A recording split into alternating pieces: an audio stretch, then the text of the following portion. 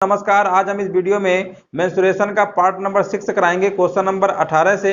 इसके पहले हमने 17 नंबर तक क्वेश्चन करा दिया है और उनकी प्ले लिस्ट भी बना दिया है। चाहे तो आपकी इच्छा हो तो प्ले लिस्ट के माध्यम से सारे वीडियो हमारे आप देख सकते हैं। चलिए स्टार्ट करते हैं और प्रश्न नंबर 18 देखते हैं। लिखा हुआ है, किसी समबाहु त्रिभुज के अभ्यंतर के किसी बिंदु से तीनों भुजाओं की लांबिक दूरियां दिया हुआ है √3 सेंटीमीटर, 2 √3 सेंटीमीटर और 5 √3 सेंटीमीटर। इस त्रिभुज का परिमाप कितना होगा? अब दोस्तों, त्रिभुज का परिमाप निकालने के लिए सबसे पहले हमें त्रिभुज की भुजा पता होना चाहिए। जैसे मान लो एक त्रिभुज हमने इस तरीके से बना दिया है और हमने कहा इसका परिमाप बताइए। ये त्रिभुज की भुजाएं मान लेते हैं ABC है, तो इसके पहले भी बताया है कि परिमाप होता क्या है। जो त्रिभुज की जो लेंथ होती है बाउंड्री साइड की टोटल, वही हमारा तो परिमाप होता है, यानी भुजाओं का कुल योगफल वही हमारा परिमाप होता है। भुजाएं हमें पता नहीं है, लेकिन इस सवाल में देखिए, अगर जिन्होंने थ्योरी वाला वीडियो देखा होगा, समबाहु त्रिभुज में हमने बताया था कि उसके अंदर किसी पॉइंट पर अगर हम लंब डालते हैं भुजाओं पे, ठीक है ना, तो उसके लिए हमने फार्मूला बताया था। अब देखा होगा तो पता होगा, नहीं देखा होगा तो कोई बात ही नहीं है, देख लो, इसमें बता दे रहे हैं फिर से।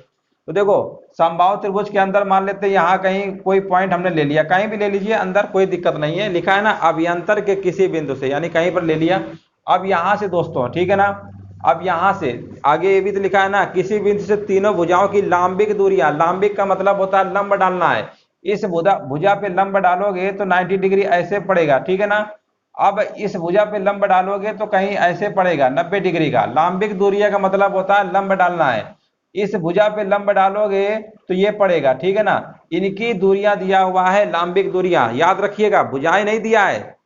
ये समबाहु त्रिभुज की भुजा ABC है, वो हमें नहीं पता, लेकिन लांबिक दूरियां पता है। पहली लांबिक दूरियां मान लेते हैं √3, किसी को भी लिख लो आगे पीछे, कोई दिक्कत नहीं है। दूसरी वाली दिया हुआ है 2 √3, ये वाली दूरी, इसकी हम बात कर रहे हैं। ये लांबिक दूरी है जो 90 डिग्री पे, मान लो इसी पॉइंट से भुजा पे 90 डिग्री पर ऐसे लंब खींच देंगे ना, उसी को लांबिक दूरी कहा जाता है। अब यहां पर देखो, ये वाला है 5 √3, 5 √3। अब लांबिक दूरियां हैं। अब देखो, किसी समबाहु त्रिभुज में अगर लांबिक दूरियां दिया हो तो समबाहु त्रिभुज की अगर हमें भुजा निकालना है, वैसे देखिए समबाहु त्रिभुज की तीनों भुजाएं आपस में क्या होती हैं, बराबर होती हैं, सभी को पता होगा। तो कहने का मतलब, अगर समबाहु त्रिभुज मानना है तो ये भी भुजा हमारी A रही होगी और ये भी भुजा हमारी A रही होगी, ठीक है ना। अब इसकी लेंथ को अगर हम मान लेते हैं P1 है, ये लांबिक दूरी, ये P2 मान लेते हैं और ये मान लेते हैं P3। तो सीधे हमने बताया था कि अगर ऐसा केस बनाता है, ठीक है ना, तो समबाहु त्रिभुज की भुजा अगर हमें निकालना A बराबर, तो इसका डायरेक्ट फार्मूला बताया था 2/√3, और यहाँ पर हमने बताया था P1 + P2 + P3। P1 P2 क्या है, जो उसके समबाहु त्रिभुज के बीच में जो एक बिंदु हमने लिया है, उसी बिंदु से, उसी पॉइंट से तीनों भुजाओं पे जो लंब डाला है, वो लंबों की दूरियां हैं, ये लांबिक दूरियां हैं, कह सकते हैं P1 P2 P3। इसके पहले थ्योरी वाले पार्ट में जाइएगा, उस पर हमने बताया है पूरा, इसका डेरिवेशन कैसे होता है, देख लीजिएगा, ठीक है। अब देखो, हमें भुजा निकालना है समबाहु त्रिभुज की 2/√3। अब यहाँ पर देखिए P1 + P2 जोड़िए, 2 √3 और ये √3, यानी 3 हो गया 5, ठीक है ना। 5 और 3 कितना होगा, 8 √3 आ जाएगा। यहां तक तो सभी लोग कर लेंगे, कोई दिक्कत नहीं होगी। 2 का गुणा 8 में कर देंगे, 16 आ गया, यानी ये तो हमारी भुजा आ गई 16। परिमाप पूछा गया है, समबाहु त्रिभुज का परिमाप होता है 3A, यानी भुजाओं का योगफल, ये भी 16, ये भी 16, ये भी 16, यानी 48 हो जाएगा। 48 सेंटीमीटर में था तो सेंटीमीटर लगा देंगे। इसका राइट आंसर ऑप्शन नंबर कौन सा सही होगा, तीसरा वाला सही होगा, 48 सेंटीमीटर। ये डायरेक्ट आपको फार्मूला याद रखना है समबाहु त्रिभुज की। अगर हमें समबाहु त्रिभुज में अगर किसी पॉइंट पर अगर लांबिक दूरियां दिया हुआ है, तो समबाहु त्रिभुज की भुजा का निकालने का फार्मूला होता है 2/√3, और ब्रैकेट में P1 + P2 + P3, जहां पर P1 P2 P3 हमारी क्या लांबिक दूरियां, याद रखिएगा। और दोस्तों ये भी याद रखिएगा, समबाहु त्रिभुज में अगर हम अंतःवृत्त की त्रिज्या या परिवृत्त की त्रिज्या की बात करते हैं, समबाहु त्रिभुज में परिवृत्त की त्रिज्या का फार्मूला होता है A/√3। A हमारी क्या होती है, भुजा होती है। अगर हम अंतःवृत्त की त्रिज्या की बात करते हैं तो A/2√3 होता है, A/2√3। ये दोनों याद रखिएगा, जब एग्जाम में आते हैं ना तो हमारे लिए कैलकुलेशन का समय बचाते हैं और जल्दी से आप कर लेंगे, ठीक है ना। और अगर हम बात करते हैं समकोण त्रिभुज की परिवृत्त की त्रिज्या, तो कर्ण का ही आधा होता है। आप लोगों ने पढ़ा होगा, इसके पहले थ्योरी वाले पार्ट में कवर किया था।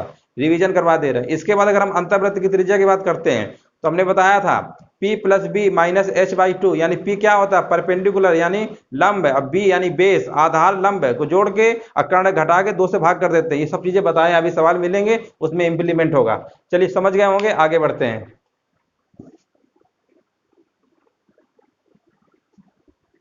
अगला सवाल देखिए, लिखा हुआ है 42 सेंटीमीटर की भुजा वाले एक समबाहु त्रिभुज के अंतःवृत्त का क्षेत्रफल क्या होगा। अभी देखो, अभी हमने चर्चा किया था ना, समबाहु त्रिभुज के अगर अंतःवृत्त का क्षेत्रफल पूछा गया है तो पहले हमें अंतःवृत्त की त्रिज्या तो पता होनी चाहिए, त्रिज्या पता होगा तभी तो क्षेत्रफल का फार्मूला पाई आर स्क्वायर लगा देंगे। अब देखो, समबाहु त्रिभुज के अंतःवृत्त की त्रिज्या अगर जिन्हें पता है, समबाहु त्रिभुज की भुजा दिया हुआ है, समबाहु त्रिभुज की भुजा हमारी कितनी दी है, भुजा यानी 42, ये भी 42 है, ये भी 42 है, ये भी 42 है, ठीक है ना। समबाहु त्रिभुज की भुजा दिया हुआ है और अंतःवृत्त की त्रिज्या, अब देखो अंतःवृत्त की त्रिज्या क्या होती है, समबाहु त्रिभुज के अंतःवृत्त की त्रिज्या अभी बताया था, अंतःवृत्त की जो त्रिज्या होती है वो होती है a/2√3। अगर आपको डायरेक्ट याद है ना तो आप जल्दी कर लेंगे। भुजा हमें दिया है, भुजा कितनी दी है 42/2√3, इसको काट लेंगे 21 आएगा। अब √3 का ऊपर नीचे चाहो तो मल्टीप्लाई कर दो, तो 21 √3 नीचे होगा 3 आ जाएगा, यानी हम कह सकते हैं 7√3 हमारा आ गया, ठीक है ना। ये क्या आया, आर आया, समबाहु त्रिभुज के अंतःवृत्त की त्रिज्या आ गई है। समबाहु त्रिभुज, ठीक है ना, समबाहु त्रिभुज के अंदर जो वृत्त बनेगा ना, वृत्त की अंतःवृत्त की त्रिज्या, वृत्त जो बना है उसकी त्रिज्या हमको पता चल गई है। वृत्त का क्षेत्रफल तो पूछा है, एरिया क्या होगा पाई आर स्क्वायर, पाई का वैल्यू होती है 22/7, आर हमें दिया है 7√3 और फिर 2 बार होगा ना, आर स्क्वायर होता है 7 कट गया। अब यहाँ पर देखो 3 आएगा, 3 सत्ते 21, 21 है, 21 ही तो आएगा, 21 गुणे 22 कर देंगे, 21 दूनी 42, 21 दूनी 42 और 4 कितना होगा 46, 462 आएगा इसका centimetre square area. Option number इसका दूसरा दिया हुआ है। इस तरीके से आपको लगाना था। सबसे पहले समबाहु त्रिभुज के अंतःवृत्त की त्रिज्या का फार्मूला होता है a/2√3। अगर हम परिवृत्त की त्रिज्या कहते तो यहां से 2 हमारा हट जाता है, a/√3 होता है, याद रखिएगा। समबाहु त्रिभुज के अंतःवृत्त की त्रिज्या और परिवृत्त की त्रिज्या रट लीजिए। परिवृत्त पूछेगा a/√3, अंतःवृत्त पूछेगा a/2√3, ठीक है ना। इनको अच्छे से याद कर लेंगे, आपका टाइम बचाएगा। और इस तरीके से आप निकाल लेंगे, आर पता चल गया, क्षेत्रफल निकाल लेंगे। चलिए आगे बढ़ते हैं।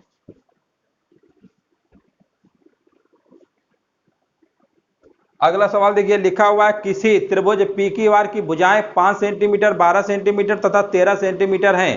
त्रिभुज में एक अंतःवृत्त बनाया गया है, उस वृत्त का क्षेत्रफल बताइए। अब देखिए 5, 12, 13 भुजा दिया गया है, PQR है, एक त्रिभुज हमने मान लिया PQR है। अब देखिए दोस्तों 5, 12, 13 से अगर आपके अंदर थोड़ा सा भी अगर आप दिमाग अगर आप लगाएंगे तो 5, 12, 13, ठीक है ना, 5 इधर मानो चाहे 12 इधर, कोई दिक्कत नहीं है, और 13 हमें कर्ण मानना पड़ेगा। ये हमारा पाइथागोरस की ट्रिपलेट होती है, यानी ये समकोण त्रिभुज बनाएगा।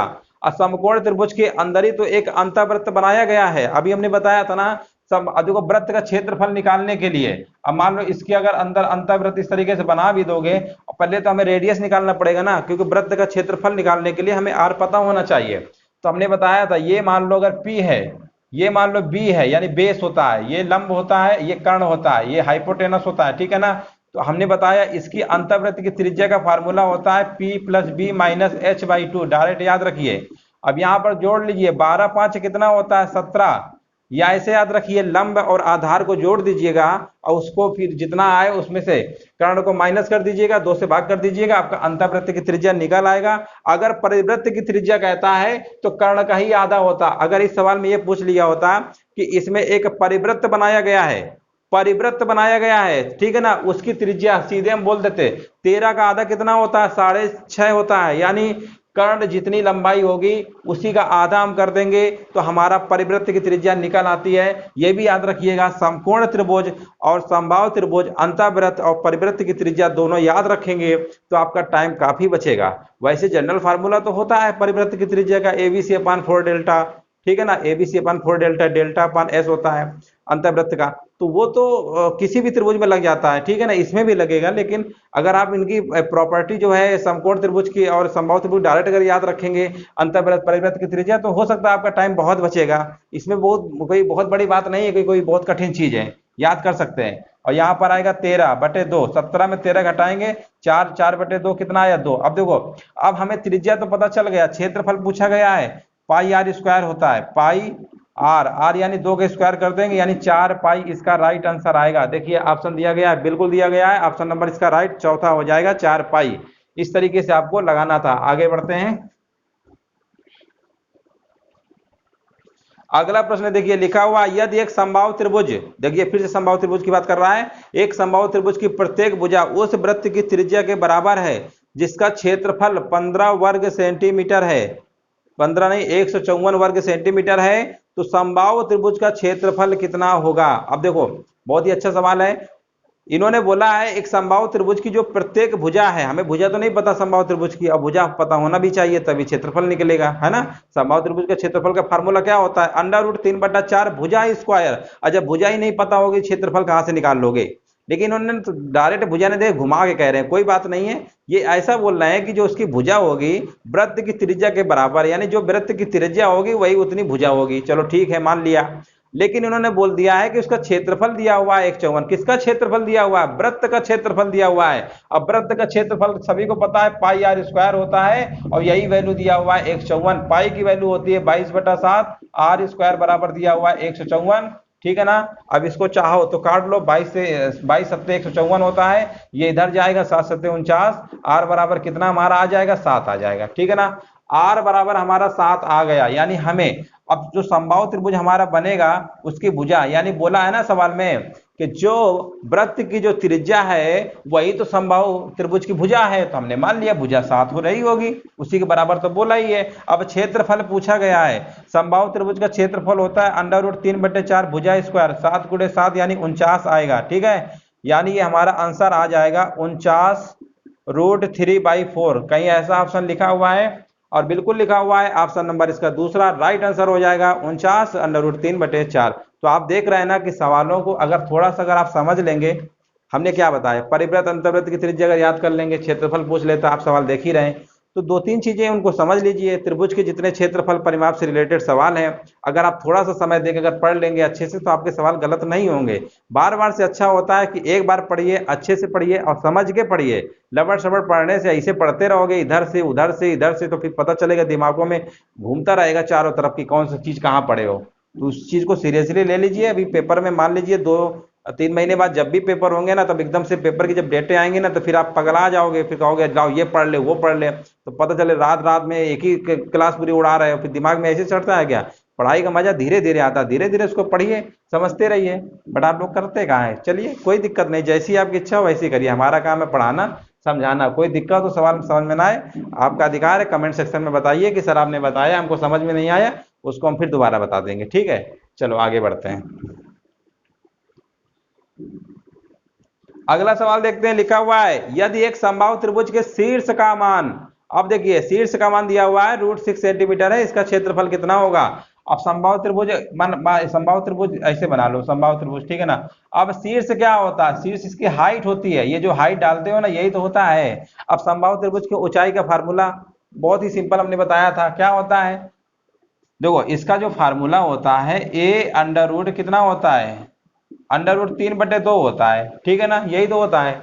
a√3/2 होता है। इसको हमने डायरेक्ट ऐसे बताया था, समबाहु त्रिभुज की अगर हमें ऊंचाई निकालना हो तो a sin थीटा होता है। अब ये सारे एंगल तो 60 डिग्री के होते हैं, सभी को पता है समबाहु त्रिभुज में a। अब देखो sin 60 की वैल्यू क्या होती है, √3/2 होती है, तो डायरेक्ट ऐसे भी याद रख सकते हो, ठीक है ना। ऐसे नहीं रख सकते, ये a मान लो, a/2 मान लो, इसमें स्क्वायर करिएगा फिर आपका निकल आएगा। कई तरीके निकालने के सब बेसिक हमने पढ़ाया है, सारे वीडियो देखोगे तो आपको पता चलेगा, ठीक है ना। ये समबाहु त्रिभुज की ऊंचाई हो गई। अब यही ऊंचाई तो दिया है प्रश्न में, बोला है ना शीर्ष का मान, यही √6 के क्या है, इक्वल है, ठीक है ना, a√3/2 के इक्वल है। चलो यहां तक तो हो गया। अब यहाँ पर पूछा क्या गया है, इसका क्षेत्रफल कितना होगा। तो अगर हम इसकी वैल्यू निकालना चाहें तो इसको देखो, यहाँ √3 है ना, तो √6 को हम ऐसे लिख सकते हैं, √3 × √2, कोई दिक्कत थोड़ा है, √3 से √3 कैंसिल हो जाएगा, ये इधर चला जाएगा, तो आप कहेंगे a बराबर आ गया 2√2, a बराबर आ गया 2√2, ठीक है ना। अब कहेंगे समबाहु त्रिभुज का एरिया का फार्मूला होता है √3/4 भुजा स्क्वायर, 2√2 का स्क्वायर करोगे 2 स्क्वायर 4 होगा, इसका तो 2 ही आएगा, ठीक है ना, 4 से 4 कट गया। अब आप कह देंगे 2/√3 इसका राइट आंसर होगा। ऑप्शन दिया है क्या? बिल्कुल दिया है। ऑप्शन नंबर इसका दूसरा हो जाएगा, ठीक है ना, 2√3, ठीक है ना, सेंटीमीटर स्क्वायर हो जाएगा इसका आंसर। चलिए आगे बढ़ते हैं, नेक्स्ट प्रश्न। चलिए अगला प्रश्न देखते हैं। लिखा हुआ है किसी समकोण त्रिभुज का परिमाप उसकी सबसे छोटी भुजा का 6 गुना है, भुजाओं का अनुपात कितना होगा? कितना सिंपल सवाल पूछ लिया है। अब देखो पहले ही इन्होंने समकोण त्रिभुज कह दिया। ऑप्शन देखो 5 3 1 से क्या समकोण त्रिभुज बनेगा? बिल्कुल नहीं बनेगा। 7 6 1 बिल्कुल बेवकूफ बना रहे हैं, इससे भी नहीं बनता है। 11 10 4 इससे कहाँ बनेगा? अरे 13 12 5 से बनता है, बिल्कुल सही है। ऑप्शन नंबर चौथा इसका सही हो गया। बस ये बच्चों वाला सवाल है, इसमें कुछ करना ही नहीं था। 13 12 5 है। अब ऐसे भी अब ऑप्शन चेक कर लो, कह रहा परिमाप जो है, परिमाप जोड़ लो कितना होगा? 13 12 कितना होता है? 25 होता है ना, 25 5 30 होता है। तो कह रहा छोटी वाली भुजा का देखो 6 गुना है क्या? बिल्कुल है, छोटी वाली भुजा का 6 गुना है। ये तो ऐसे ही लगा दोगे, 10 सेकंड में उड़ा दोगे, कोई दिक्कत नहीं है। तो ठीक है दोस्तों, आपके सवाल 23 नंबर तक हो गए हैं। इसके बाद और भी सवाल है, वो हम अगले वीडियो पे कराएंगे। इसकी हमने पूरी पीडीएफ हमने डाल दिया था डिस्क्रिप्शन पे, आप उसको लगाइए घर पे। जो दिक्कत हो सवाल में ना समझ में आए आप कमेंट करिए, कमेंट भी नहीं करते हैं तो उसको लगाया करिए, पढ़ा करिए अच्छे से, तब तो मजा आता है। ऐसे पढ़ने का क्या मतलब? फॉर्मेलिटी लेकर अगर पढ़ रहे हो, फॉर्मेलिटी पूरी कर रहे हो तो कोई बात ही नहीं। चलिए ठीक है दोस्तों, धन्यवाद, यहीं तक रखते हैं।